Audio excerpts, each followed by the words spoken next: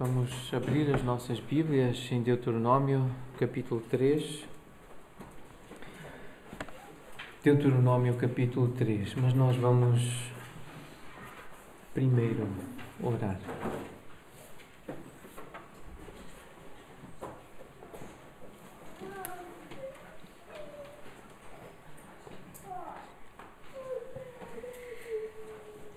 Senhor, nós queremos dar-te graças pela tua bondade, a tua fidelidade que se renovou esta manhã a nosso favor. Sentimos-nos assim agraciados porque tens sido fiel às tuas promessas, tu estás conosco, tens estado conosco e tens nos sustentado. É por isso que estamos aqui, neste lugar, com saúde, com vida, para ouvir a tua palavra, para louvar o teu grande e santo nome. Obrigado, Senhor, pelas tuas promessas que não falham e são elas que sabemos nos têm atraído a ti. A promessa de que tu nos salvas é a tua graça que nos transforma. E estamos aqui, Senhor, para ser transformados pela leitura da tua palavra. Pedimos então a tua graça mais uma vez nesta manhã, em nome de Jesus. Amém. Vamos ler os versículos de 1 a 11, vamos ler até ao versículo 11, então, Deuteronômio 3. Depois nos viramos e subimos o caminho de Bazã, e Og, rei de Bazã, nos saiu ao encontro, ele e todo o seu povo, à peleja em Edrei. Então o Senhor me disse: não temas, porque a ele e todo o seu povo e sua terra dei na tua mão, e far-lhe-ás como fizeste a Seom, rei dos amorreus, que habitava em Esbom. Deu-nos o Senhor nosso Deus em nossas mãos, também a Og, rei de Bazã, e a todo o seu povo, e ferimos-lo até que lhe não ficou nenhum sobrevivente. Nesse tempo tomamos todas as suas cidades. Nenhuma cidade houve que lhe não tomássemos. 60 cidades, toda a região de Argob, o reino de Og em Bazã. Todas estas cidades eram fortificadas com altos muros, portas e ferrolhos. Tomamos também outras muitas cidades que eram sem muros. Destruímos-las totalmente, como fizemos a Seom, rei de Esbom, fazendo perecer por completo cada uma das cidades com os seus homens, suas mulheres e crianças. Porém todo o gado e o despojo das cidades tomamos para nós, por presa. Assim, nesse tempo, tomamos a terra da mão daqueles 2 reis dos amorreus que estavam da além do Jordão, desde o rio de Arnon até ao monte Hermon. Os sidônios, a irmão chamam Sirion, porém os amorreus lhes chamam Senir. Tomamos todas as cidades do Planalto e todo o Gileade e todo o Bazã, até Salca e Edrei, cidades do reino de Og em Bazã. Porque só Og, rei de Bazã, restou dos refaíns. Eis que o seu leito, o leito de ferro, não está porventura em Rabã, dos filhos de Amon, sendo de 9 côvados o seu comprimento e de 4 a sua largura pelo côvado comum? Nós estamos a continuar a ler e a meditar no livro de Deuteronômio, que tem uma estrutura, uma forma diferente dos outros livros do Pentateuco. E em nenhum outro livro tem tanta importância essa forma e essa estrutura. Nós aprendemos com irmãos que estudaram outros documentos da época que Deuteronômio ele foi disposto, organizado de acordo com os padrões daqueles tratados de suzerania daquela época. A relação do Senhor com os seus súditos.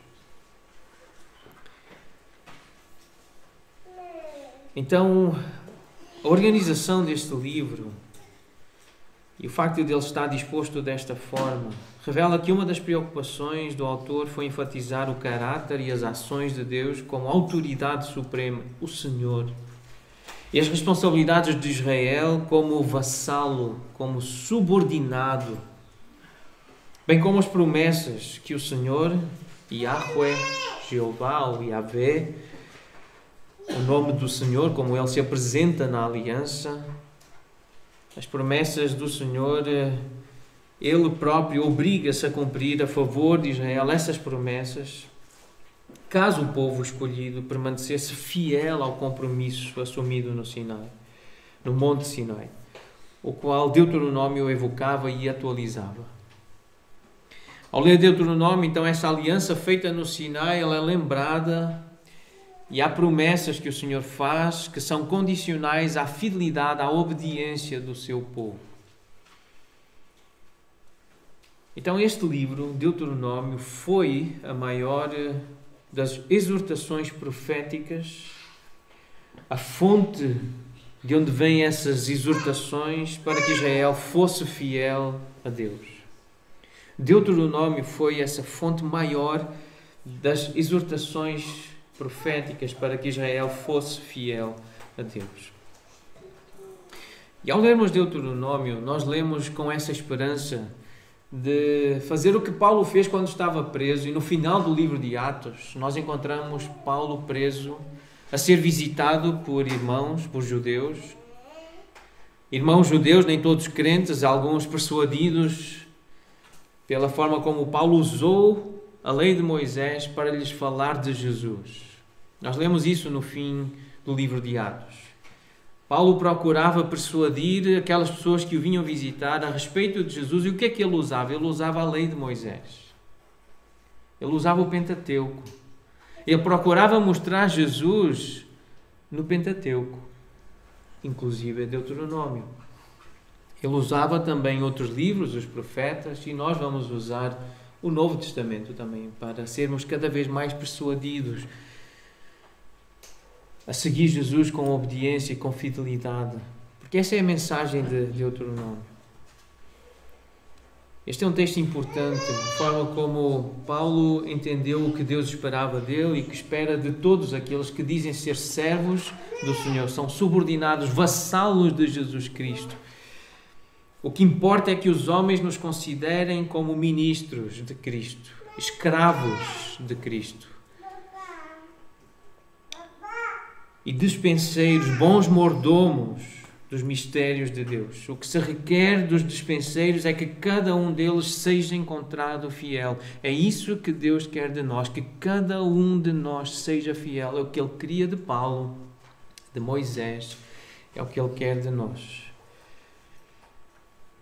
Então Deuteronômio foi a fonte maior das exortações proféticas para que Israel fosse fiel a Deus, e nós podemos dizer que a exposição da palavra de Deus, a profecia bíblica, falar da parte de Deus, falar o que Deus, repetir o que Deus disse e aplicar às nossas vidas, é a principal fonte de exortações para que sejamos fiéis a Deus. Então este é um momento precioso, é um momento importante, estarmos atentos, a ouvir e a ler e a escrever, a anotar o que Deus nos está a dizer, para guardarmos no coração, porque o objetivo é que sejamos fiéis ao Senhor.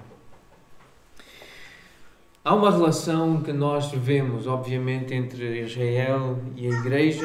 Nós defendemos uma distinção entre estes dois povos. Israel, sem dúvida, o povo de Deus, usado de forma maravilhosa por Deus ao longo da história, continua a ser um povo muito especial e abençoado por Deus. Mas quando nós estudamos Romanos, nós percebemos essa distinção. Na carta aos Romanos, acreditamos que Paulo faz essa distinção clara entre judeu, israelita e o crente, o membro da igreja, porque a igreja é uma mistura de judeus e de gentios. E quando falamos sobre a identidade do verdadeiro judeu, nós percebemos no capítulo 2, no final do capítulo 2, que o verdadeiro judeu não é aquele que foi circuncidado e é filho de Abraão. O verdadeiro judeu é aquele que no seu coração anda de acordo com a lei de Deus. E nós fizemos uma aplicação. A aplicação que fizemos é que o verdadeiro cristão não é aquele que foi batizado e é membro de uma igreja local. O verdadeiro cristão é aquele que no seu coração anda de acordo com a lei de Deus. É uma atitude interior do coração, não é apenas exterior. Se os judeus também são condenados, indesculpáveis, não apenas os gentios, então qual é a vantagem de nascer judeu? Se os filhos de crentes também são condenados, não apenas os filhos de incrédulos, então qual é a vantagem de nascer numa família cristã, num país cristão, ter contacto com a igreja, fazer parte da comunidade cristã, ser batizado, participar da ceia do Senhor, orar, cantar hinos e cânticos espirituais, acompanhar com atenção a exposição bíblica? Que vantagens há nessas coisas? São exteriores, mas que vantagens há nessas coisas? Porque é aqui e é neste contexto que nós ouvimos a verdade. É aqui que nós somos confrontados com a realidade. Judeu é aquele que o é interiormente, e circuncisão aqui é do coração, no espírito, não segundo a letra, e cujo louvor não procede dos homens, mas de Deus. Então, cristão é aquele que o é interiormente. E batismo, o que é do coração, no espírito, não segundo a denominação, tradição, convenção, protocolo, ritual, cerimonial ou memorial, e cuja aprovação não procede dos homens, mas procede de Deus. É isso que nós encontramos lá em Romanos, no final do capítulo 2. E no capítulo 3, no início do capítulo 3, pergunta qual é, pois, a vantagem do judeu? E nós perguntamos, qual é a vantagem do cristão, do crente, do membro da igreja local? Qual é a utilidade da circuncisão? E nós podíamos perguntar qual é a utilidade do batismo, essa identificação com o corpo, a integração numa igreja local. Qual é a vantagem? E o texto diz muita sobre todos os aspectos. Há muita vantagem para o judeu e nós também concluímos que há muita vantagem para o crente, para o cristão. Principalmente porque aos judeus e aos cristãos foram confiados os oráculos de Deus, a palavra de Deus, a revelação de Deus. Por isso, Paulo procurava persuadi-los a respeito de Jesus, tanto pela lei de Moisés como pelos profetas, pelos oráculos de Deus, pela forma como Deus falou. Usando a palavra de Deus, Paulo procurava persuadir as pessoas a respeito de Jesus. Quem é Jesus? Foi usando a Bíblia, usando a palavra. Usando o que nós estamos a usar aqui. Estamos a usar a Bíblia, procurando ser persuadidos e aprender a persuadir a respeito de Jesus. Olhar para Jesus. Olhando para Deuteronômio, queremos ver também Jesus.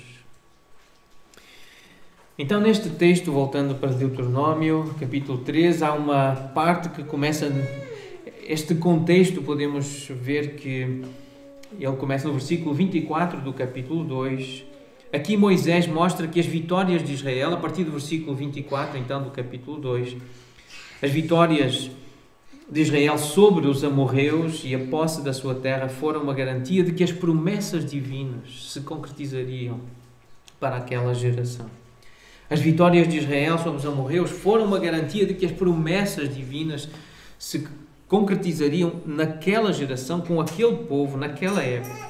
Então houve a vitória sobre Seom, isso vemos no capítulo 2, e essa vitória foi um presente de Deus. E no capítulo 3, no início do capítulo 3, estes versículos que nós lemos, nós percebemos que a vitória de Israel sobre Og, o rei de Bazã, também foi um presente do Senhor. Foi Deus que deu. Foi assim que começou o livro, no capítulo 1, versículos 3 e 4. Esse é o contexto. Diz que no ano 40º, no primeiro dia do 11º mês, falou Moisés aos filhos de Israel, segundo tudo o que o Senhor lhe mandara a respeito deles. Foi fiel, Deus mandou e ele obedeceu, ele falou. O contexto, o momento foi depois que feriu a Seom, rei dos amorreus, final do capítulo 2, que habitava em Esbom, e a Og, rei de Bazã, início do capítulo 3, que habitava em Astarote, em Edrei. Então, este é o momento da história em que Moisés fala com o povo. E o que é que ele diz, então, no capítulo 2, versículo 24? esta ideia do presente de Deus. Eis aqui na tua mão, tenho dado a Seom e a sua terra. Versículo 29, terra que o Senhor nosso Deus nos dá. Versículo 31, disse-me, pois, o Senhor, eis aqui tenho começado a dar-te Seom e a sua terra. Versículo 33, e o Senhor nosso Deus nos entregou e o derrotamos. E por fim, versículo 36, tudo isto o Senhor nosso Deus nos entregou. É presente do Senhor, é Ele que dá, é a sua graça.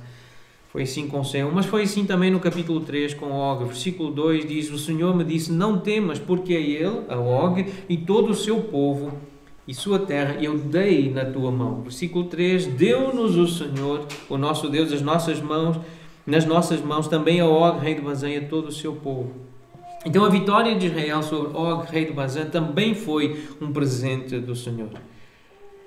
E por isso o Senhor diz, mais à frente do versículo 2, não os temais, porque o Senhor vosso Deus é o que peleja por vós. Este é um princípio da Escritura. Mas está presente em Deuteronômio, está presente no Pentateuco. Deus peleja, Ele luta por nós. As batalhas são do Senhor, a guerra é do Senhor. Ele é o Senhor dos exércitos. E Ele é o Todo-Poderoso. Este é um versículo importante, o versículo 22. Nesta narrativa, neste livro, neste contexto, nesta organização do pensamento da revelação de Deus no Pentateuco, na lei, é isto que nos persuade acerca de Jesus, da vitória de Jesus. E nós queremos ver Jesus, então, na lei. Ele é o Senhor que nos auxilia nas nossas guerras. Ele disse, eis que estou convosco todos os dias. E todos os dias nós temos lutas para travar, temos batalhas. Todos os dias nós temos que guerrear contra o nosso pecado. O autor aos Hebreus diz, na vossa luta contra o pecado, no capítulo 12, ainda não tendes resistido até ao sangue. Isto é um incentivo para resistir, se necessário for, até ao sangue, até à morte, até verter sangue, ou seja, até entregarmos a nossa vida para não pecarmos contra o Senhor. É este ponto que a Bíblia nos leva a considerar a seriedade do pecado e da santidade.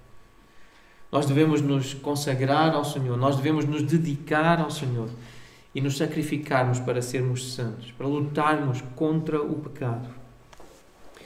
Em 1 de Pedro, a mesma ideia, mas com outras palavras, 1 de Pedro capítulo 2, Pedro diz assim aos crentes, exorto-vos como peregrinos e forasteiros que sois, a vos absterdes das paixões carnais que fazem guerra contra a alma. Esta palavra é uma palavra mesmo relacionada com uma expedição militar. A ideia de liderar soldados para a guerra, para a batalha, cumprir essa obrigação militar, ser um soldado. É uma palavra que está relacionada com guerra. Mantendo exemplar o vosso procedimento no meio dos gentios, para que naquilo que falam contra vós outros, como de malfeitores, observando-vos em vossas boas obras, glorifiquem a Deus no dia da visitação. Luta contra o pecado, uma guerra que existe contra a alma. As paixões carnais fazem guerra contra a alma. Nós somos descritos por Paulo ao falar com Timóteo na segunda carta, ele encoraja-o a considerar a vida cristã e acompanhar o ministério de Paulo como um bom soldado de Cristo. Participar dos sofrimentos de Paulo como um bom soldado de Cristo Jesus. Nenhum soldado em serviço se envolve em negócios desta vida porque o seu objetivo é satisfazer aquele que o arregimentou. Esta figura de estar em guerra, de ser um soldado, é uma figura usada para descrever a vida do crente, do ministro de Jesus. Outro texto importante acerca da guerra, da luta, é em Efésios 6, um texto também bem conhecido e que começa por o versículo 10 dizer assim: irmãos, sede fortalecidos no Senhor e na força do seu poder. Se Ele não estiver connosco, não dá para guerrear. Se o Senhor dos exércitos não for connosco, Nós não conseguimos vencer a guerra contra o pecado, contra as paixões carnais. Então nós precisamos da sua força, precisamos do próprio Senhor connosco, precisamos nos revestir de toda a armadura para podermos ficar firmes contra as ciladas do diabo. Toda esta linguagem, até o versículo 18, é uma linguagem de guerra, de luta. O versículo 12 diz: a nossa luta não é contra o sangue e a carne, e sim contra os principados e potestades, contra os dominadores deste mundo tenebroso, contra as forças espirituais do mal nas regiões celestes. Portanto, tomai toda a armadura de Deus para que possais resistir no dia mau e depois de terdes vencido tudo, permanecer inabaláveis. Estai, pois, firmes, cingindo-vos com a verdade e vestindo-vos da couraça da justiça. Calçai os pés com a preparação do evangelho da paz, embraçando sempre o escudo da fé, com o qual podereis apagar todos os dardos inflamados do maligno. Tomai também o capacete da salvação e a espada do Espírito, que é a palavra de Deus, com toda a oração e súplica, orando em todo o tempo no Espírito, e para isto vigiando com toda a perseverança e súplica a favor de todos os santos. Uma linguagem de guerra. Para descrever a vida espiritual, uma linguagem de guerra e a vitória do crente sobre o pecado. A carne, o diabo, o mundo, também é um presente do Senhor. Se não for a força do Senhor, se não for a sua graça, se não for a sua força, nós não conseguimos vencer o pecado. É isso que nós aprendemos com o Novo Testamento. É o Senhor, o Espírito dele, que nos assiste na nossa fraqueza. É por isso que nós lemos, e Paulo escreve: sede fortalecidos no Senhor e na força do seu poder.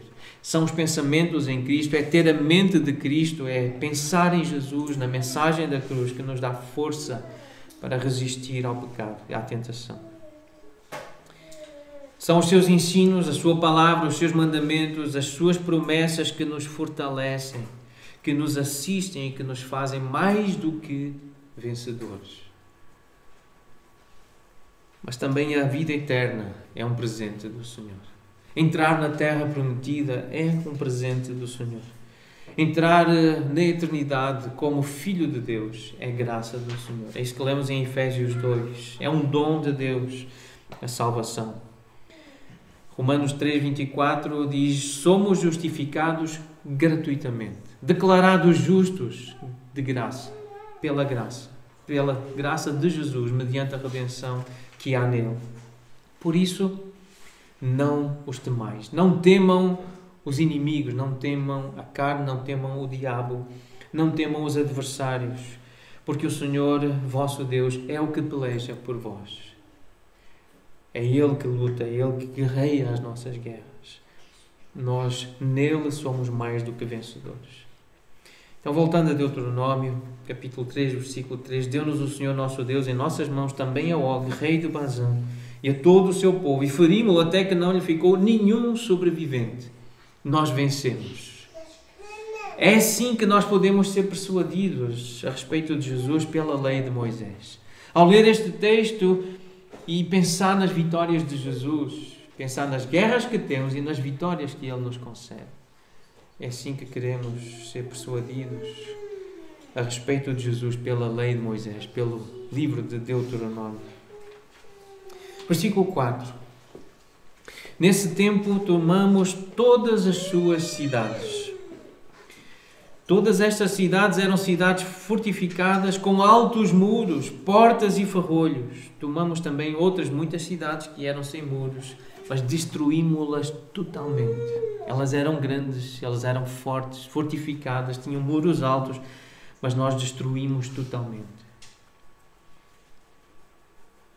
Segundo Crônicas 20, na vitória de Josafá sobre Moabe e Amon, nós lemos esta expressão de Josafá: ah, Senhor, Deus de nossos pais, porventura não és tu, Deus nos céus? Não és tu que dominas sobre todos os reinos dos povos? Na tua mão está a força e o poder, e não há quem te possa resistir. Porventura, ó nosso Deus, não lançaste fora os moradores desta terra de diante do teu povo de Israel, e não a deste para sempre à posteridade de Abraão, teu amigo?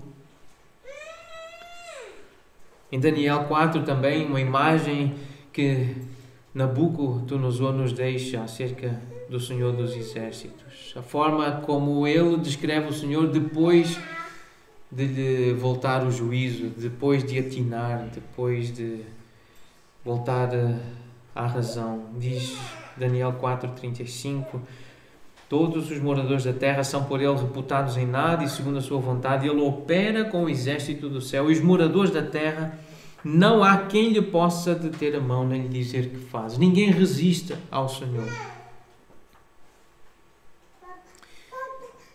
Não há homens nem cidades grandes ou fortes demais para resistir ao Senhor dos Exércitos, ao Todo-Poderoso Jesus Cristo. E na nossa realidade espiritual, nós podemos afirmar que não há ideias ou ideologias, nem argumentos inteligentes ou grandes demais para resistir à excelente sabedoria do nosso soberano Senhor. Há muitas teorias, há muitas ideologias e querem impô-las e persuadir-nos a crer nessas teorias e nessas ideologias. Mas se alguém lê a Bíblia com fé, com esse dom que Deus lhe dá, a graça de ver Jesus, ser persuadido pela lei, pela Escritura, a considerar Jesus, a olhar para Jesus com os olhos da fé, reconhecer quem Ele verdadeiramente é. Então não há ideia, nem ideologia, nem argumento inteligente ou grande demais que possa resistir a Jesus Cristo, à sua imensa sabedoria. Ele que é o nosso soberano Senhor. É isso que Pedro reconhece em Atos 11. Ele diz: quem era eu para que pudesse resistir a Deus? Se Ele quis alcançar os gentios, quem sou eu para resistir? Se Deus me manda estar com eles, quem sou eu para resistir? É o que Pedro reconhece. E Paulo diz na segunda carta aos Coríntios: as armas da nossa milícia não são carnais e sim poderosas em Deus para destruir fortalezas, anulando nossos sofismas, são esses argumentos ardilosos e toda a altivez que se levante contra o conhecimento de Deus. E há sempre políticos, jornalistas, escritores, autores, cantores que vão tentar nos persuadir contra Deus, contra o conhecimento de Deus. Mas em Cristo nós temos condições de resistir a essa pressão e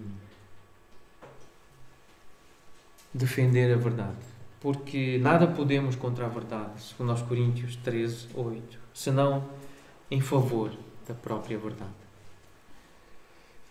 Todas estas cidades, nós lemos em Deuteronômio 3, versículo 5, todas eram fortificadas com altos muros, portas e ferrolhos. Elas estavam muito bem montadas. Elas tinham uma aparência quase inviolável. Porém, diz Moisés e o povo de Israel, destruímos-las totalmente. Porquê? Porque o Senhor estava connosco. O Senhor luta as nossas batalhas. É por isso que nós temos que confiar no Senhor. Temos que depender do Senhor, da sua sabedoria, da sua força. E é assim também que nós podemos ser persuadidos a respeito de Jesus pela lei de Moisés. Confiar na sua grande sabedoria, que nos dá condições de anular esses sofismas, de resistir a essa argumentação falaciosa, mentirosa, que nos querem impor de tantas formas, nas escolas, nos meios de comunicação, às vezes em conversas com amigos, mas nós, com Cristo, com a sabedoria de Jesus, com a palavra de Jesus, podemos resistir. Ainda que sejam fortes e grandes, mas podemos destruir totalmente com a verdade acerca de Jesus.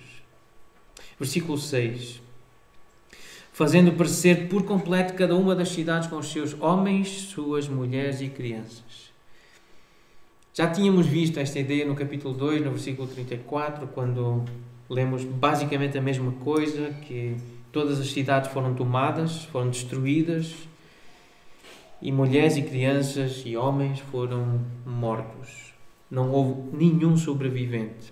Então esta é uma ideia que nos perturba muitas vezes. Deus matar ou mandar matar, Deus permitir morrer, quando Deus decide não curar alguém, isto perturba-nos. E irá perturbar-nos tantas vezes quantas nós nos esquecermos de que Deus é Deus. Que o Deus da Bíblia é o Criador e que Ele é o Senhor da terra e de tudo o que nela se contém. Salmo 24, 1. Ao Senhor pertence a terra e os que nela habitam. Em 1 Coríntios 10, nós lemos que do Senhor é a terra e a sua plenitude. Então esta ideia perturbar-nos-á tantas vezes quantas nos esquecermos de ler a Bíblia com atenção. Porque o Senhor faz parecer quem Ele quer e faz viver quem Ele quer. Nesse texto, no versículo 6, nós vemos então essa referência às crianças. Isto toca o coração sensível. Mas até crianças. Mas as crianças não são inocentes? Perguntam os humanistas desatentos e desinformados. A resposta é não. As crianças não são inocentes. Assim como as mulheres não são inocentes e os homens não são inocentes. A Bíblia diz que nós somos pecadores. Não há inocência nenhuma em nós. O único homem inocente foi Jesus Cristo. Não houve outro que tenha sido 100% homem e que tenha este título de inocente. Só Jesus Cristo. Então, relembrando esta ideia de que Deus nunca disse, e a Bíblia nunca afirma, que a vida de uma criança vale mais do que a vida de um homem adulto ou idoso, que a vida de um nado vivo, um bebê, vale mais do que a de um feto, um embrião, que a vida de um negro vale mais do que a vida de um branco ou vice-versa, que a vida de uma mulher vale mais do que a vida de um homem. O que a Bíblia diz é que todas as vidas importam. O que Deus disse e sempre afirma na sua palavra é que Ele criou o homem à sua imagem. Nós fomos criados à imagem de Deus. Homem e mulher foram criados à imagem de Deus. É por isso que a vida do ser humano vale infinitamente mais do que qualquer outro ser vivo, porque foi criado à imagem de Deus. Ainda assim, Deus pode ferir e matar quem Ele quiser, da forma que quiser, porque Ele é Deus. E é isso que significa ser Deus. Ele faz o que quer. Mais uma vez este versículo que temos lido várias vezes, voltamos a ele, Deuteronômio 32, 39. Vede agora que eu sou Yahweh, Yahvé. O nome Jeová significa isso. Yahweh, eu sou o que sou. Eu somente e mais nenhum Deus além de mim. Eu mato e eu faço viver, eu firo e eu saro e não há quem possa livrar alguém da minha mão. Se nós estamos a ler a Bíblia com atenção, então nós não ficamos perturbados com a ideia de que Deus pode deixar que muita gente passe fome, muita gente fique doente e que muita gente morra. Ele pode fazer o que quiser com a humanidade porque Ele é o Senhor. Mas se há muitos idosos doentes, espera-se que cuidemos dessas vidas com a mesma dedicação que cuidamos da vida dos adultos, dos jovens e das crianças, independentemente da etnia, do sexo ou da cor da pele. Se Deus quiser matar ou mandar matar através de um anjo, um governo ou um vírus, Ele pode, porque Ele é Deus. Se houver mortes entre os nossos, procuraremos servir a família com sensibilidade e dedicação, apontando para Cristo. A certeza da ressurreição, a esperança da vida eterna. Este é o melhor tratamento que nós temos. Não há tratamento melhor do que este. A ressurreição. Versículo 7. Porém, todo o gado e o despojo das cidades tomamos para nós por presa. Esta ideia de gado e despojo de riquezas que tomaram de Og, de Seom, ficaram com essas riquezas, tomaram para si esses bens. Isso fez-me lembrar de um princípio que está nas Escrituras, em vários livros, especialmente na poesia, em Jó. Esta semana tive a oportunidade de ler no capítulo 27 e meditar sobre esta ideia que me toca. É uma ideia que eu conheço-a, eu já a observei, ela é facilmente observável no contexto da família, no contexto da sociedade.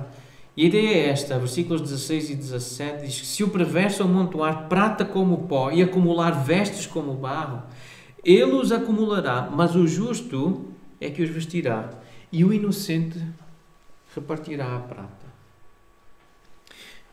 Provérbios, no capítulo 13, a mesma ideia, versículo 22, o homem de bem deixa herança aos filhos de seus filhos, isto é o natural, é o normal, que as pessoas de bem queiram deixar os bens aos seus filhos, aos seus descendentes. Mas interessante, a segunda parte do versículo diz: a riqueza do pecador é depositada para o justo. Quem usufrui é o justo. Ainda no capítulo 28, versículo 8, o que aumenta os seus bens com juros e ganância, ajunta-os para o que se compadece do pobre. Em Eclesiastes, também a mesma ideia, capítulo 2, 26, versículo 26, porque Deus dá sabedoria, conhecimento e prazer ao homem que lhe agrada, mas ao pecador dá trabalho para que ele ajunte e amontoe, a fim de dar àquele que agrada a Deus. Então há um princípio nas Escrituras e que nós aprendemos com Jesus a lidar com as riquezas de origem iníqua de uma forma sábia. Essas pessoas que amontoaram muitas vezes com ganância, às vezes com desonestidade, mas se esses bens nos chegarem às mãos, o que Jesus ensina é que devemos usar essas riquezas para fazer amigos. Para que quando faltarem as riquezas na terra, esses amigos nos recebam nos tabernáculos eternos. Usar os bens com a perspectiva da eternidade. Com a perspectiva da vida que não acaba, uma vida no céu, uma vida com Deus. É assim que Deus pode realmente confiar os bens, o despojo, o gado, os animais, as riquezas, o ouro, a prata, na mão do justo. É se o justo verdadeiramente é justo, ele pensa nas coisas do reino dos céus, na justiça de Deus. Em Mateus 6, o Senhor Jesus, acerca deste assunto das riquezas, ele diz, versículo 19, não acumuleis para vós outros tesouros sobre a terra, onde a traça e a ferrugem corroem e onde ladrões escavam e roubam, mas ajuntai para vós outros tesouros no céu, onde traça nem ferrugem corrói e onde ladrões não escavam nem roubam. Pensar nas coisas do alto, pensar no que é de Deus, no que é eterno. Versículo 11 tem uma pergunta. Só Og, rei de Bazã, restou dos Rafaíns. Eis que o seu leito, o leito de ferro, não está porventura em Rabá dos filhos de Amon, sendo de 9 côvados o seu comprimento e de 4 a sua largura pelo côvado comum. Og, ele relacionado aqui com os refaíns, os gigantes, aqueles gigantes, povo maior e mais alto, cuja fama fez derreter o coração dos israelitas, também foram conquistados e destruídos. Os grandes também são mortos e são conquistados. E em Deuteronômio 1:28 nós lembramos que foram essas palavras que fizeram derreter o coração, enfraquecer o coração, porque viram homens grandes, viam um povo alto, e foi isso que deixou o povo de Israel com medo. Mas o texto diz, o versículo 3, diz que também Og foi ferido e foi morto. O versículo 3 do capítulo 3 diz que ele também morreu. Ele era grande, ele era muito grande. Mas lembrar que a vida aqui acaba. Por muito grande e muito poderoso que seja, tem um fim, é destruído também. E nós precisamos lembrar disso, que a nossa vida acaba. Em Eclesiastes 12 tem uma exortação, nós encontramos aqui uma exortação muito forte acerca do fim de todos nós. E por isso esta recomendação: lembra-te do teu Criador nos dias da tua mocidade, antes que venham os maus dias e cheguem os anos dos quais dirás não tenho neles prazer, antes que se escureçam o sol, a lua, as estrelas do esplendor da tua vida e tornem a vir as nuvens depois do aguaceiro, no dia em que tremerem os guardas da casa, os teus braços, e se curvarem os homens outrora fortes, as tuas pernas, e cessarem os teus moedores da boca, os dentes, por já serem poucos, e se escurecerem os teus olhos nas janelas e os teus lábios, com as portas da rua se fecharem, no dia em que não puderes falar em alta voz, te levantares à voz das aves e todas as harmonias, filhas da música, te diminuírem, como também quando temeres o que é alto e te espantares no caminho e te embranqueceres como floresce a amendoeira e o gafanhoto te for um peso, e te perecer o apetite, porque vais à casa eterna e os pranteadores andem rodeando pela praça, antes que se rompa o fio de prata e se despedaça o copo de ouro e se quebra o cântaro junto à fonte e se despedaça a roda junto ao poço, e o pó volta à terra como era e o espírito volta a Deus que o deu. É a descrição do fim. Aconteceu com Og, acabou. Ele era grande. Ele era um gigante, mas ele morreu. Ele foi morto, mataram-no, feriram-no. Ao ler o versículo, não fica tão, nesta versão, não fica tão evidente essa ideia do tamanho dele. Leito de ferro, 9 côvados, 4 de largura, côvado comum. Mas quando nós lemos numa outra versão, numa outra tradução, e aqui quero mostrar o valor de diferentes versões, traduções da Bíblia para facilitar a compreensão e a aplicação da Palavra de Deus. Na versão Almeida Corrigida Fiel, que nós acreditamos ser a mais fiel ao texto bíblico e a melhor versão que nós temos em Portugal, em português, diz assim: eis que o seu leito, um leito de ferro, fala em 9 côvados de comprimento, 4 côvados de largura, côvado comum. A revista e corrigida, a única diferença é côvado de um homem. Não ajudou muito, pois não, em relação à revista atualizada que eu usei. Fala de côvado, teríamos que ir a um dicionário, ver o que é o côvado, a medida do côvado, cerca de meio metro, 45 centímetros. É por isso que a nova Almeida atualizada, uma nova versão que surgiu há relativamente pouco tempo, já traduz de outra maneira este versículo. Diz: a cama dele era feita de ferro. Já muda aqui. Já começamos a prestar atenção. A cama de Og era feita de ferro e ainda se encontra em Rabã, dos filhos de Amon. Tinha 4 metros de comprimento e 1,80 m de largura, pela medida comum. 1,80 m é mais ou menos o comprimento das nossas camas. No caso dele era a largura. 4 metros, é mais do que aqui até aquela parede. 4 metros, o tamanho da cama, de ferro. Imagina o tamanho desse homem. Há quem diga que a cama virou também o caixão dele. Uma outra versão, a nova versão transformadora, diz: a sua cama era feita de ferro e media mais de 4 metros de comprimento e quase 2 metros de largura. Assim é mais fácil de entender o texto. Os irmãos que desenvolveram a nova Almeida atualizada, eles escreveram na introdução: procuraram dar ao povo de fala portuguesa um texto bíblico em linguagem de hoje, sem desnaturar certa linguagem bem antiga e tudo sem fugir ao original. O ideal é mesmo saber ler em grego e em hebraico. O ideal seria ter muito tempo e muito dinheiro para encontrar os melhores manuscritos nos museus onde eles estão, nas bibliotecas, e lê-los diretamente em hebraico, em grego, algumas porções em aramaico. Mas nós não temos essas condições. Então existe vantagem em usar várias versões e confiar nestas versões. Porque embora possam ser identificados alguns problemas, erros, porque os há problemas nas traduções. E nestas que nós estamos a usar. Só que nenhuma doutrina fundamental é afetada por esses erros. Nós acreditamos no mesmo Deus que os verdadeiros cristãos, aqueles que usam apenas o textus receptus, não sei quantos já ouviram falar disto, o texto recebido, que deu origem à Almeida Corrigida Fiel e à King James Version. Esses irmãos acham que são os verdadeiros crentes porque eles só usam a Almeida Corrigida Fiel, só usam King James. Mas nós acreditamos no mesmo Deus que eles acreditam.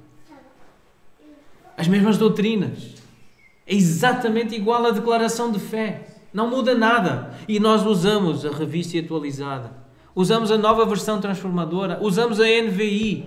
E acreditamos na mesma verdade e na mesma doutrina que quem lê só textos receptos acredita. Por isso nós concluímos que também somos crentes verdadeiros. Acreditamos no mesmo Deus, o Deus da Bíblia. Apesar de usarmos versões diferentes. Tem valor usar a versão diferente. É para tornar mais fácil a leitura. Mas é bom aprender grego e hebraico. Isso é o ideal. É bom ter muito dinheiro e muito tempo para visitar esses museus e essas bibliotecas para ler direto dos textos mais antigos. E é nesse texto então que nós lemos que Og, rei de Bazã, ele era um gigante, e nós lemos em Gênesis 6 que havia gigantes na terra. Então, se a Bíblia diz que houve gigantes na terra, nós acreditamos que houve gigantes na terra. Embora algumas pessoas achem que é um absurdo acreditar nisso, mas se a Bíblia diz, para nós é suficiente acreditar que Og era um gigante. Vamos acompanhar agora a leitura dos versículos 12 até 20. A Aninha vai ler Deuteronômio 3, de 12 até 20.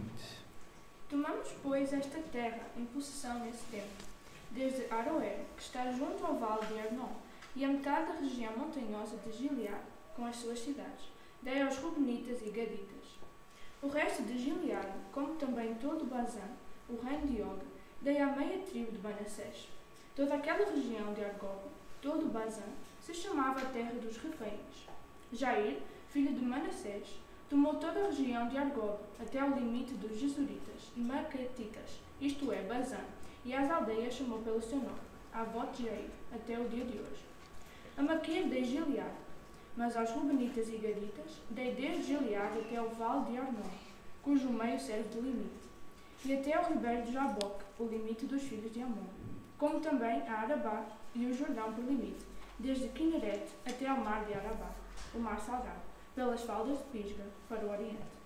Nesse mesmo tempo vos ordenei, dizendo: O Senhor vosso Deus vos deu esta terra, para a possuires. Passai, pois, amados, todos os homens valentes, adiante de vossos irmãos, os filhos de Israel. Tão somente vossas mulheres e vossas crianças e vosso gado, porque sei que tendes muito gado, ficarão nas vossas cidades que já vos tenho dado, até que o Senhor dê descanso a vossos irmãos como a vós outros, para que eles também ocupem a terra que o Senhor vosso Deus lhes dá de além do Jordão. Então voltareis cada qual à sua possessão que vos deu.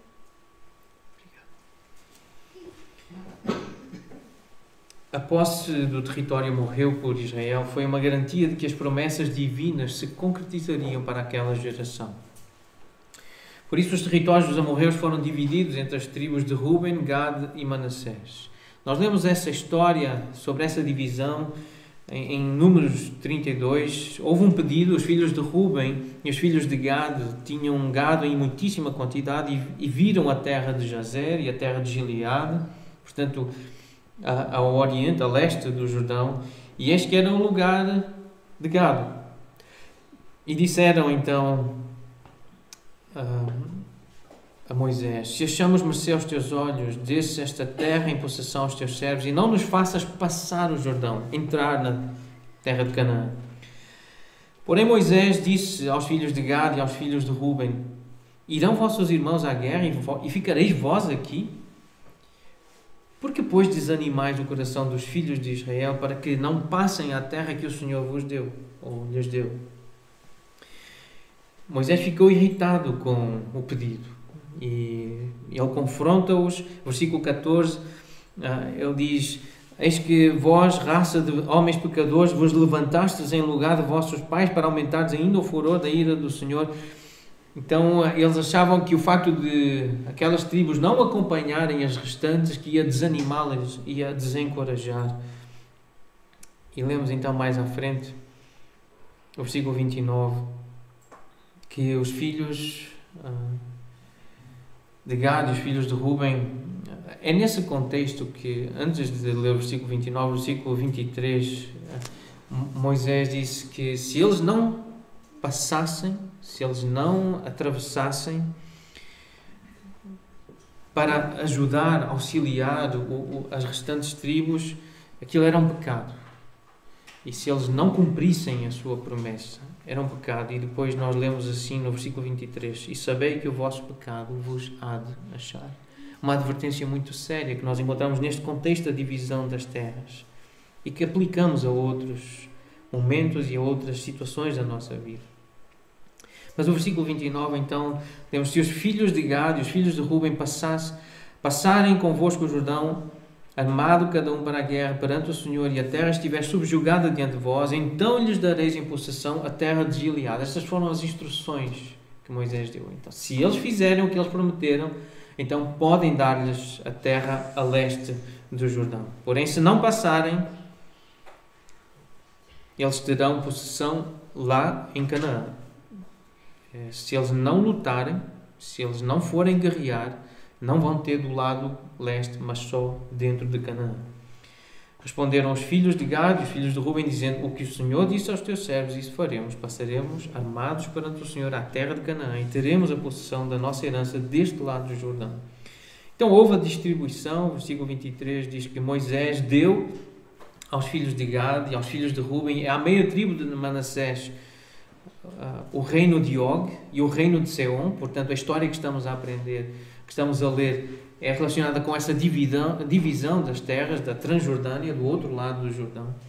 E o versículo 12, capítulo 3, versículo 12, nós lemos: tomamos, pois, esta terra em possessão neste tempo, desde Aroer até, que está junto ao vale de Arnon, e a metade da região montanhosa de Gileade, com as suas cidades, dei aos Reubenitas e Gaditas, o resto de Gileade, como também todo o Bazã, o reino de Og, dei à meia tribo de Manassés. Versículo 14, toda a região até ao limite. Versículo 16, desde Gileade até ao vale do Arnon, cujo meio serve de limite, e até ao ribeiro de Jaboque, o limite dos filhos de Armon, como também a Arabá e o Jordão por limite, desde Kineret até ao mar de Arabá, o mar salgado. Então esta ênfase nos limites, o desde e até, faz-nos lembrar o que é uma escritura imóvel. Miguel e Isa estão familiarizados com isto. Agora já não é a mesma coisa que era antigamente. Os terrenos são prédios agora altos.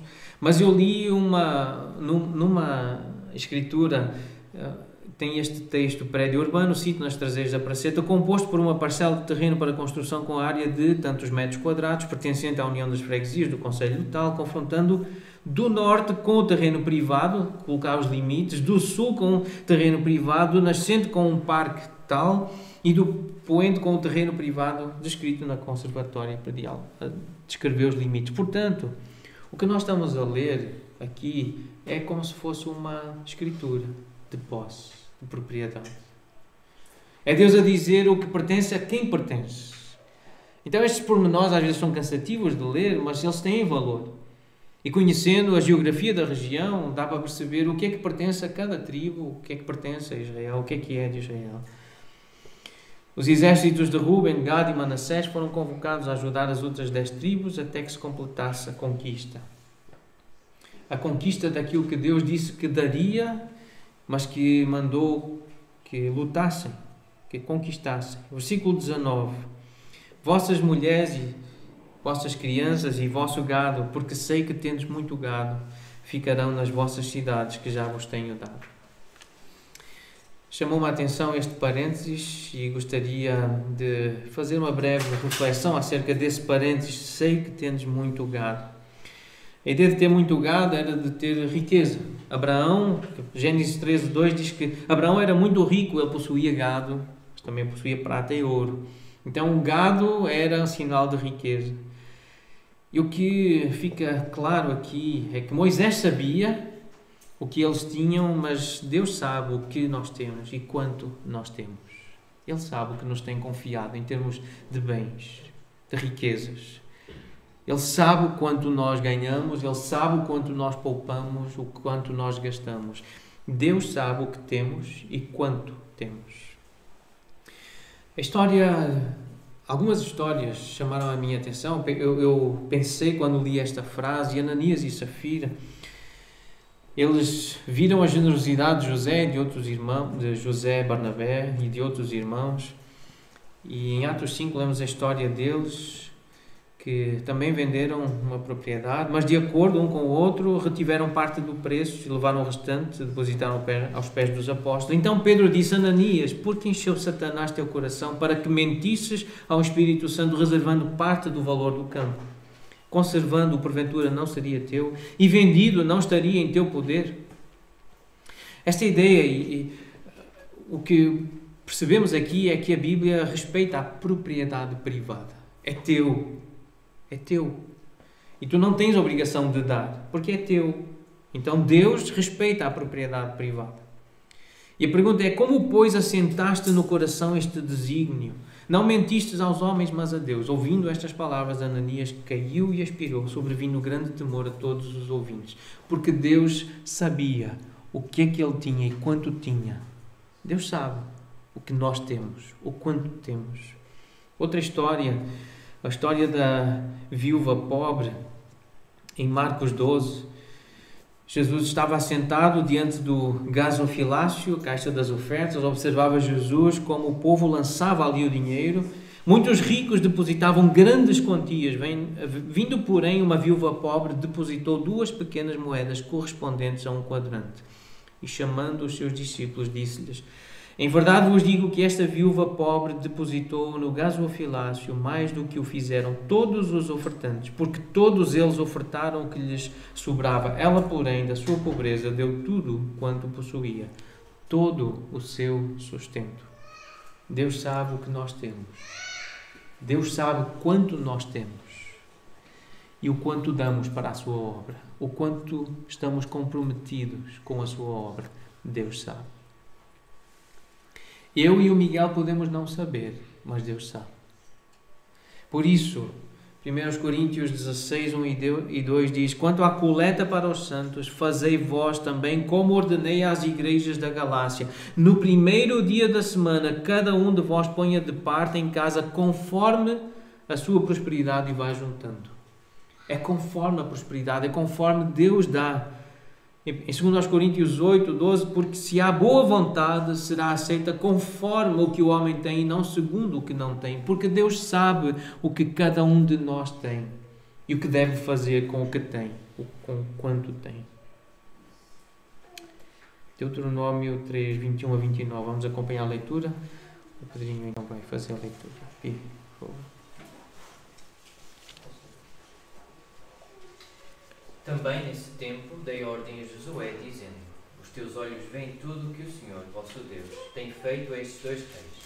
Assim fará o Senhor a todos os reinos a que tu passarás. Não os temais, porque o Senhor, vosso Deus, é que peleja por vós. Também eu, nesse tempo, implorei graça ao Senhor, dizendo: ó Senhor Deus, passaste a mostrar ao teu servo a tua grandeza e a tua poderosa mão. Porque que Deus há, nos céus ou na terra, que possa fazer segundo as tuas obras, segundo os teus poderosos feitos? Rogo-te que me deixes passar, para que eu veja esta boa terra que está de além do Jordão, esta boa região montanhosa e o Líbano. Porém o Senhor indignou-se muito contra mim, por vossa causa, e não me ouviu. Antes me disse: basta, não me fales mais nisso. Sobe ao cimo de Pisga, levanta os olhos para o ocidente, e para o norte, e para o sul, e para o oriente, e contempla com os próprios olhos, porque não passarás este Jordão. Dá ordens a Josué e anima-o e fortalece-o, porque ele passará diante deste povo e o fará possuir a terra que tu apenas verás. Assim ficamos no vale de fronte de Bet-Peor. professor Carlos Osvaldo, ao comentar este trecho, esta parte, ele diz assim: a proibição de Moisés entrar em Canaã é o ápice da disciplina sobre a geração do Êxodo e abre caminho para Josué e a geração que obedecerá ao Senhor. Então é o momento alto da disciplina do Senhor sobre o seu povo por causa da rebeldia, da desobediência, da incredulidade. Também nesse tempo dei ordem a Josué dizendo: os teus olhos veem tudo o que o Senhor vosso Deus tem feito a estes 2 reis, assim fará o Senhor a todos os reinos a que tu passarás.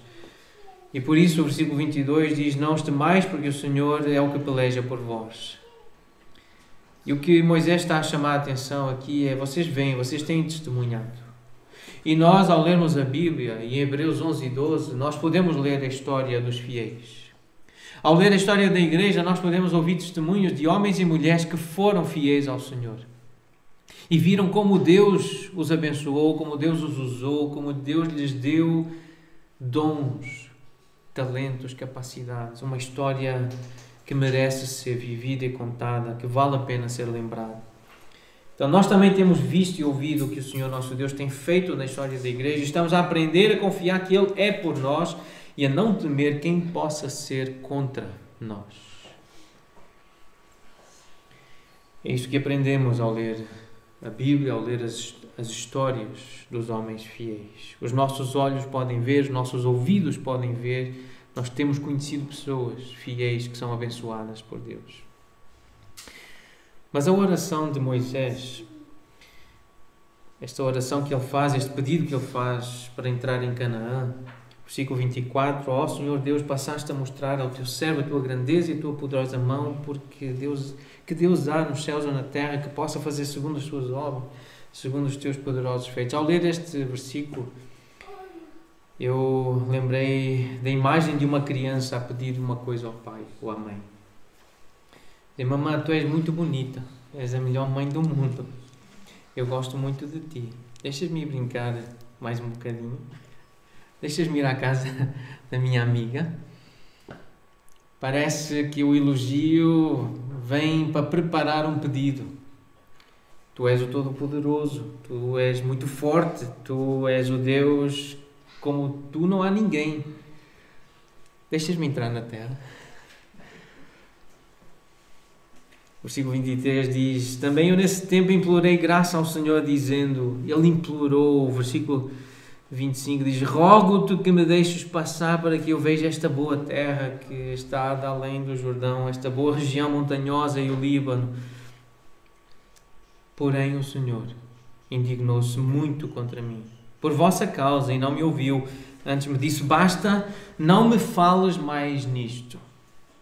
Deus não atendeu ao pedido de Moisés. Mesmo este lhe tendo implorado, tendo-lhe rogado, suplicou, Deus não atendeu. Deus não atendeu ao pedido de Paulo, mesmo este lhe tendo pedido 3 vezes que afastasse o espinho na carne, em 2 Coríntios 12. Deus não atendeu ao pedido de Jesus, mesmo este, em profunda tristeza e angústia, tem orado 3 vezes, dizendo: meu Pai, se possível, passe de mim este cálice. Deus não atendeu. O versículo 26 diz que o Senhor se indignou contra Moisés por vossa causa. É verdade, foi por causa do povo, por causa de Israel, mas o pecado foi de Moisés. Em Números 20 diz que, lemos que o Senhor disse a Moisés e a Arão: visto que não crestes em mim para me santificares diante dos filhos de Israel, por isso não fareis entrar este povo na terra que lhes dei. Foi por causa do pecado de Moisés, da forma como Moisés reagiu ao pecado de Israel, do povo. E o irmão J.C. Ryle, ele, nas meditações no Evangelho de Mateus, ele diz acerca dos servos do Senhor, diz que não devemos pensar que é impossível que eles pratiquem coisas muito más, nem devemos esperar que estejam acima dos danos causados por bajulação, cobiça e atrativos deste mundo. Neste caso, não foram essas coisas, cobiça, atrativos do mundo, bajulação, mas foram danos causados por ira, impaciência, precipitação, desobediência e incredulidade. E por causa disso, então, o Senhor disse a Moisés: sobe ao cimo de Pisga, levanta os olhos para o ocidente, e para o norte, e para o sul, e para o oriente, e contempla com os próprios olhos, porque não passarás este Jordão. E assim ficamos no vale de fronte de Bet-peor. No capítulo 34, no fim da história, nós lemos que Moisés subiu.